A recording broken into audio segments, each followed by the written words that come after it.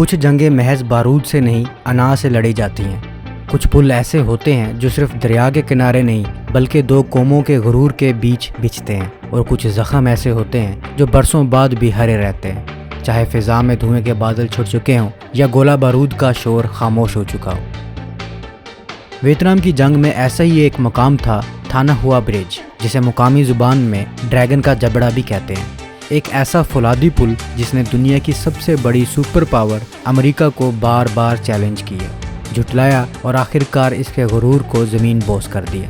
تھانا ہوا برج محض ایک انجینئرنگ کا ڈھانچہ نہیں تھا، یہ شمالی ویتنام کے لیے زندگی کی ایک شاہراہ تھی۔ یہ پل دریائے ماہ کے اوپر بنا ہوا تھا اور شمال سے جنوب کی جانب فوجی ساز و سامان، اسلحہ، خوراک اور سپاہیوں کی نقل و حرکت کے لیے ریڑھ کی ہڈی کی حیثیت رکھتا تھا۔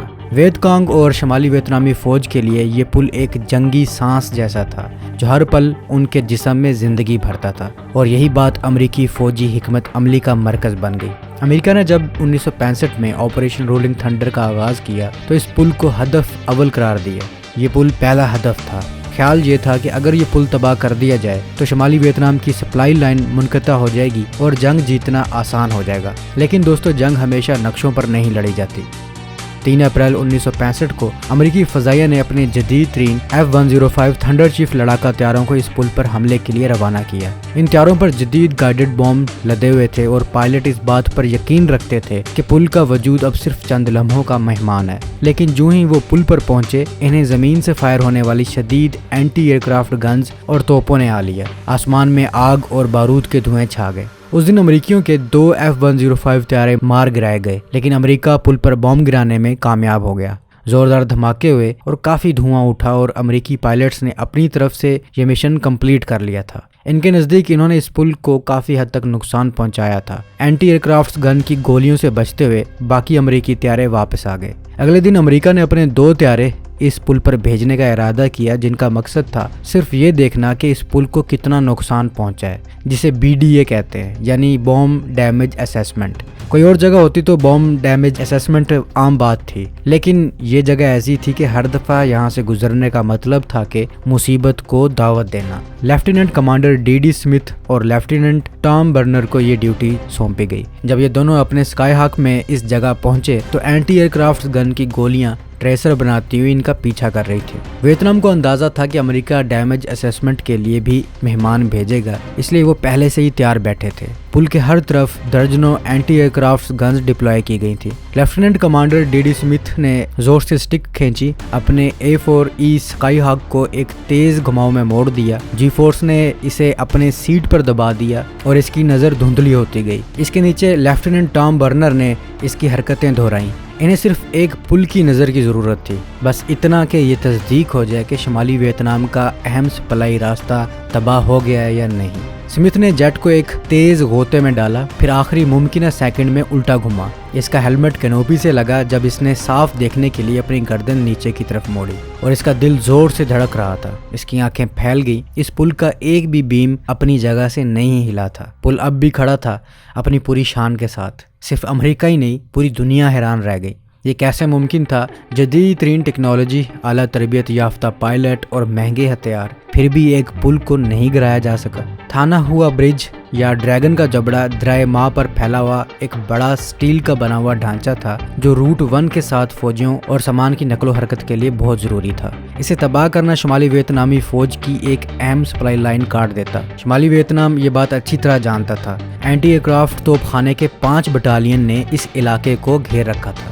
درجنوں 37 ملی میٹر اور 57 ملی میٹر کی توپیں فائر کے باہم جڑے ہوئے میدانوں میں لگی ہوئی تھیں۔ سوویت تربیت یافتہ گنروں نے برسوں اپنی مہارت کو بہتر بنانے میں گزارے تھے اور ایسے لمحات کا انتظار کر رہے تھے۔ سطح سے فضا میں مار کرنے والے میزائل فضائی حدود کو ڈھانپے ہوئے تھے، لیکن امریکی فضائیہ نے ہار نہیں مانی۔ اگلے دن دوبارہ حملہ ہوا، لیکن اس بار بھی انجام وہی رہا۔ پل پر بم گرتے، دھواں اٹھتا، طیارے گرائے جاتے اور ڈریگن کا جبڑا ہر بار فاتح کی طرح کھڑا ہوتا۔ مئی 1966 تک 1 سال کی مسلسل بمباری کے بعد تھانا ہوا برج ایسا لگتا تھا جیسے اسے خبر ہی نہیں تھی کہ اسے گر جانا چاہیے۔ امریکی فضائیہ نے اپنے حملوں میں تیزی لائی، F-105 تھنڈر چیف سے پے در پہ حملے کروائے، لیکن ہر حملے میں اینٹی ایئر کرافٹ گن سے امریکہ کا نقصان زیادہ ہوتا۔ شمالی ویتنامیوں نے علاقے کو اضافی 85 ملی میٹر اور 100 ملی میٹر کی اینٹی ایئر کرافٹ گنوں سے مضبوط کیا تھا، جنہیں ریڈار کے ذریعے ماہرانہ طور پر کنٹرول کیا جا رہا تھا۔ ان ہتھیاروں نے اس علاقے کو انتہائی خطرناک علاقہ بنا دیا تھا، جہاں سے واپسی ناممکن لگتی تھی۔ USAF کمانڈروں کا خیال تھا کہ بھاری بم پل کی کمر توڑ سکتے ہیں۔ انہوں نے F-105 کو M118 3000 پاؤنڈ کے بموں سے لاد دیا، اس امید سے کہ یہ بم آرام سے اس پل کو توڑ پائیں گے۔ امریکی پائلٹس تیز رفتاری سے اس جگہ پہنچے اور بار بار بم اپنے نشانوں پر لگے۔ ملبہ اور آگ کے ستون آسمان کی طرف آئے، دھماکوں نے ان کے کاکپٹ کو ہلا کر رکھ دیا۔ جب وہ دور ہوئے، یہ پل پھر بھی سالم کھڑا تھا۔ امریکی فضائیہ نے فیصلہ کیا کہ انہیں روایتی سوچ سے ہٹ کر کچھ اور کرنا ہوگا، اور انہوں نے آپریشن کیرولینا مون کا منصوبہ بنایا۔ اس مشن میں روایتی بموں یا گائیڈڈ ہتھیاروں پر انحصار نہیں کیا جائے گا، بلکہ اس کی بجائے پل کو نیچے سے تباہ کرنے کے لیے بڑے ہوائی جہاز سے گرائے گئے بارودی سرنگوں کا استعمال کیا جائے گا۔ منصوبے کے تحت ترمیم شدہ C-130 ہرکولس طیاروں کو دریائے ماہ کے اوپر بہت کم بلندی پر اڑنا تھا۔ خاص 5000 پاؤنڈ کی بارودی سرنگیں چھوڑنی تھی جو پل کے نیچے بہہ کر پھٹنے کے لیے بنائی گئی تھی۔ اگر یہ کامیاب ہوتا تو دھماکہ پل کے کنکریٹ کے ستونوں کو کاٹ دیتا اور آخرکار اسے گرا دیتا۔ تاہم یہ آپریشن بہت خطرناک تھا۔ C-130 سست رفتار سے چلنے والے اینٹی ایئر کرافٹ فائروں کے لیے کمزور تھے اور بارودی سرنگوں کو اپنے ہدف تک پہنچنے کے لیے درست وقت کی ضرورت تھی۔ اس منصوبے میں 70 فوجی اور سویلین اہلکار شامل تھے، جن میں اسٹیوریٹ ایئر فورس بیس کا ایلیٹ ایئر لفٹ عملہ بھی شامل تھا۔ ایئر فورس بیس پر تربیت ہوئی، جہاں عملے نے خفیہ مشقیں کی، کم بلندی زیادہ خطرناک والی پرواز سے خود کو واقف کیا۔ ہر طیارے کو زمین سے صرف 500 فٹ کی بلندی پر 150 ناٹ کی رفتار سے ہدف کے علاقے میں باریک بینی سے پلان کے مطابق اڑنا تھا۔ 31 مئی 1970 کی رات 15ویں اسپیشل آپریشن اسکواڈرن کے 2 C-130 رات کو آسمان کی طرف بڑھے۔ پہلا طیارہ میجر رابرٹ ہیریسن کے زیر قیادت مشن کی قیادت کر رہا تھا۔ جیسے ہی وہ ہدف کے قریب پہنچے، شمالی ویتنامی ریڈار سائٹس نے ان کی موجودگی کا پتہ لگا لیا۔ چند سیکنڈ کے اندر اینٹی ایئر کرافٹ توپ خانے نے آسمان کو روشن کر دیا، جس سے پائلٹوں کو فائر سے بچنے کے لیے اور بھی نیچے اڑنا پڑا۔ پہلا C-130 ڈراپ زون پر پہنچا اور اپنی 5 تیرتی ہوئی بارودی سرنگیں چھوڑ دیں، لیکن دریا کے دھارے نے یہ تصدیق کرنا مشکل بنا دیا کہ آیا وہ پل کے نیچے جم گئی ہیں یا نہیں۔ چند لمحوں بعد شمالی ویتنام کی اینٹی ایئر کرافٹ گنز کے فائر نے طیارے کے دائیں بازو کو نشانہ بنایا۔ شعلے بھڑک اٹھے جب عملے نے کنٹرول دوبارہ حاصل کرنے کے لیے جدوجہد کی۔ نقصان بہت شدید تھا۔ ہیریسن اور اس کے آدمی پل کے بالکل جنوب میں ایک آتشی حادثے میں گر گئے، کوئی زندہ نہیں بچا۔ دوسرا C-130 جو قریب ہی پیچھے آ رہا تھا، اپنے ساتھیوں کی تباہی دیکھنے کے باوجود آگے بڑھتا رہا۔ شدید دشمن کی فائرنگ کے تحت عملے نے اپنے بارودی سرنگیں چھوڑی اور پھر گھر کی طرف ایک مایوس کن موڑ لیا۔ طیارہ گولیوں سے چھلنی ہو کر لیکن آپریشنل حالت میں واپس اڈے پر پہنچا۔ اس کے بعد ریکانیسنس پروازوں نے نقصان کا سروے کیا۔ ان دھماکوں نے پل کو ساختی نقصان پہنچایا تھا، لیکن وہ ابھی بھی کھڑا تھا۔ انٹیلیجنس نے بعد میں اشارہ کیا کہ کچھ بارودی سرنگیں نیچے کی طرف بہہ گئی تھیں یا ٹھیک سے پھٹنے میں ناکام رہی تھیں، جس سے مشن کی کامیابی مزید کم ہو گئی تھی۔ اس مشن کو ناکام قرار دیا گیا، لیکن اس نے یہ ظاہر کیا کہ امریکی فوج ہدف کو ختم کرنے کے لیے کس حد تک جانے کو تیار تھی۔ اگلے کئی مہینوں اور سالوں میں درجنوں حملے کیے گئے۔ F-4 فینٹمز، B-57 کینبراز، A-4 اسکائی ہاکس، ہر طرح کے طیارے آزما لیے گئے، لیکن ہر بار نتیجہ وہی ہوتا: پل محفوظ، امریکی طیارے تباہ، پائلٹ ہلاک یا قید۔ ان ناکامیوں کے ساتھ امریکی میڈیا اور عوام میں ایک بے چینی پھیلنے لگی۔ ایک کالم میں لکھا گیا کہ ہزاروں میل دور ایک چھوٹا سا پل دنیا کی عظیم ترین فضائیہ کے غرور کو بار بار چکنا چور کر رہا ہے۔ امریکی پائلٹوں کے لیے یہ مشن ڈیتھ مشن کہلانے لگا۔ ہر اڑان سے پہلے دعائیں مانگی جاتی، خطوط لکھے جاتے، اور جب وہ واپس نہ آتے تو ان کے ساتھیوں کی آنکھوں میں صرف ایک سوال ہوتا: کیا وہ پل واقعی ناقابل شکست ہے؟ ڈریگن کا جبڑا صرف ویتنامی انجینئرنگ کا شاہکار نہیں تھا، یہ عوامی جذبے کا قلعہ تھا۔ حملے کے بعد جب امریکی سمجھتے کہ پل کمزور ہو چکا ہے، تب مقامی مزدور، کسان، یہاں تک کہ بچے اور خواتین بھی مرمت کے لیے پہنچ جاتے۔ دن رات کام ہوتا، ہاتھوں میں ہتھوڑے، دلوں میں جذبہ اور چہروں پر یقین ہوتا۔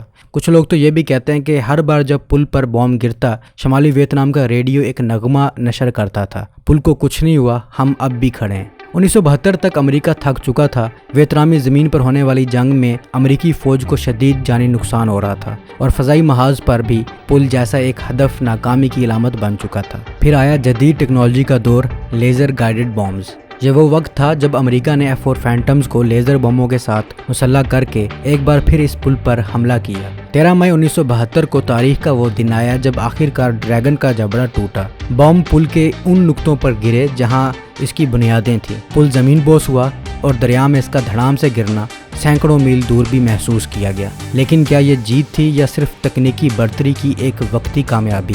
بظاہر امریکہ نے پل کو گرا دیا لیکن وہ جنگ نہیں جیت سکا۔ تھانا ہوا برج کو گرانے میں 7 سال لگے، سینکڑوں پروازیں ہوئیں، درجنوں پائلٹ مارے گئے یا قید ہوئے اور اربوں ڈالر خرچ ہوئے۔ دوسری طرف پل نے صرف ایک چیز ثابت کی، جذبہ، غیرت اور قربانی کسی بھی سپر پاور کے جدید ہتھیاروں سے بڑی طاقت رکھتے ہیں۔ آج تھانا ہوا برج دوبارہ تعمیر ہو چکا ہے، اب وہاں جدید سڑکیں، نئی ٹیکنالوجی ہے اور وہی دریا خاموشی سے بہہ رہا ہے۔ لیکن اس پل کے نیچے شاید ہر لہروں میں وہ پکار آج بھی گونجتی ہے، ہم نے دنیا کی سب سے بڑی طاقت کو رلا دیا تھا، ہم نے تاریخ بدل دی تھی۔ تھانا ہوا برج آج بھی ایک سوال بن کر ہمارے سامنے کھڑا ہے، کیا جنگ صرف ہتھیاروں سے جیتی جاتی ہے یا کبھی کبھی ایک پل بھی ایک قوم بن جاتا ہے، فولاد سے نہیں، حوصلے سے ڈھلا ہوا۔ Subscribe for more.